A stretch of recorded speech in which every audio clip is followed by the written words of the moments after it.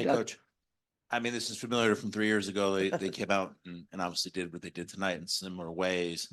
What do you take away from this? And is one of the positive that you were in the spot before and things worked out pretty well in Tokyo? Yeah, if you can promise me that's how it's going to work out this time, I can tell you it was very positive tonight. Um, I think first it would be really short-sighted of me if I don't take a moment and recognize what a what a great game it was, what a great environment, fun for people to watch, and we have work to do, right? And we know that. Um, and sometimes it's good that obviously the adversity, et cetera.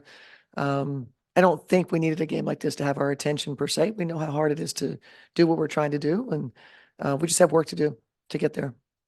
Next question, to the right in the back. Yeah, DT mentioned before the game that you've been around coaching many legends for so many years.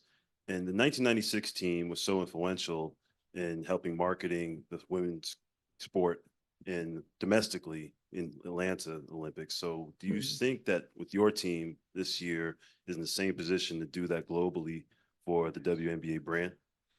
I mean, I think it's been happening, prior even to this team. This momentum, this wave, that we're feeling, it has been sort of this kind of journey for women's basketball to get the attention that it is, getting at this point. So I think we mirror what's happening, obviously in the WNBA.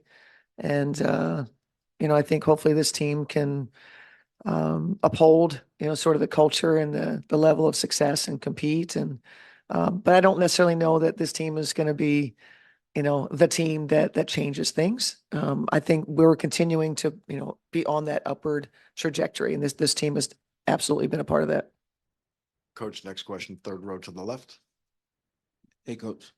Hey. We spoke pregame, and you mentioned that you think an advantage you all have consistently will be versatility. Mhm. Just looking at your offensive process, we saw some kind of guard screening for each other and Yep. things like that.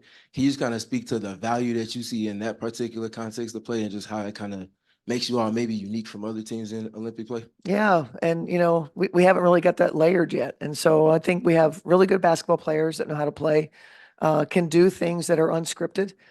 Some of the actions that you were talking about, where they're just playing after the initial movement that we get and playing different lineups, versatility, each position. I think that's incredibly valuable. Being able to play big, playing, whether we're playing AT Stewie in Asia or, throw BG in there, we put Fee in there. And then we can also, turn it around and be really aggressive on the perimeter. In terms of being able to play in transition. A lot of things that we didn't get tonight that we think we can get to. We took the ball out of the net, and obviously a lot. And so, we didn't get to see some of those phases of the offense, but the roster, the final roster was put together for the versatility that you speak about. Coach, next question, all the way to the right in the middle. Coach, what are some things you think you learned about the team tonight in a game like this? It's hard to know just yet. I think, kind of getting everybody, here for the first time. We practiced a couple of times and play a game that we knew, was going to be loaded with talent. And we weren't good at what we were trying to get done defensively. But we also know there's really good offensive players on the other side. Sometimes we played great defense and it didn't matter. And what did I learn about them? I don't necessarily know the answer to that just yet. I'm going to learn in the coming, weeks. What did we learn from tonight, and how can we use it to fuel us and be introspective about, buy into what we're trying to get done and how we all can collectively do better, and use tonight's experience to be able to, put us in a position to be successful as the last time when this team lost in 2021. Coach, next question, third row to your left. Hi, Cheryl. You just mentioned about the defense right now. Can you speak a little bit on what exactly were the issues at that end of the floor that you will need to improve upon by Tuesday, and in particular with Enrique? Yeah. You mentioned she would probably just Is not Enrique have- playing for any of these teams that we're going to play? Because we had to come up with a game plan, So yeah, I mean, I think some of the challenges, and I told our group, you certainly don't want to make excuses because we've all played basketball for a long time, but I'm big into muscle memory, and the muscle memory of a lot of our players playing for their existing teams that they just finished playing for. And then you come in and you spend 2 days, you're not going to be able to, to be able to instinctively get to those places if it's different than what you've been doing. And so we've got to very, very quickly replace, some things that you do for other teams. And obviously I think more of a collective effort defensively. We had a lot of one-on-one, little help, little rim protection. We do not want to give up, 60 points in the paint, right? That is not the plan. And so that to me was our greatest disappointment, in that we were kind of in the my man All-Star game phase, and like it was a little bit better than, we play a little more defense than a normal All-Star game, but that's what it felt like. We just didn't, we come out and just played. We didn't come out and like really compete to say we have a certain identity we're trying to play to. And I got to figure that out. I got to help them get there. Coach, next question, staying in the third row center. Hi, Cheryl.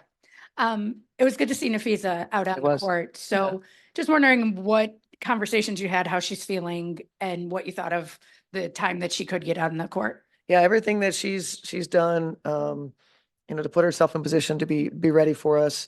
This was the next step, getting her in a game, and didn't certainly want to overdo it, as we're, really aiming for the 29th, to make sure that we've got, the group as we want it. And I think that you'll see, the next time we play, you'll see a lot more of Fee.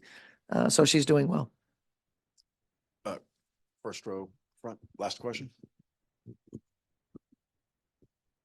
Hey, Coach, what does it tell you about the overall talent right now in women's basketball that, you've got the best team chosen in the world to play the Yeah. Olympics, and then you just got beaten by a group of people in the NBA who seem to be just as talented? In the NBA. Yeah, it felt like, we were guarding somebody from the NBA tonight. But I think we know this. Everybody in this room, you're here because you've been watching women's basketball. I assume you're not new to it, right? So the depth, we've said this for years, the depth of talent that we have in the USA, that it is, there's no one that has anything close to it. There are players that are not on this team that are great players. Everybody knows that, right? So there's no suggestion whatsoever, that there are players on that played for the WNBA aren't good enough to be on this national team. There is no suggestion of that. But only 12 can make it. And so I think that what it speaks to is what we've been building. The league is more than 25 years old. We've had 12 teams for a long time. So the concentration of talent, right, that we have, right? We see a little retirement, right? And just piling on, right? This is just the growth of the league. It's the evolution. Now we get more teams, more talent. We just keep growing. But this is the most we've ever had. I mean, this is an incredible time for our league. Coach, thank you. Thank you. Yep. You're welcome. Yep. Appreciate y'all. All right, joint media.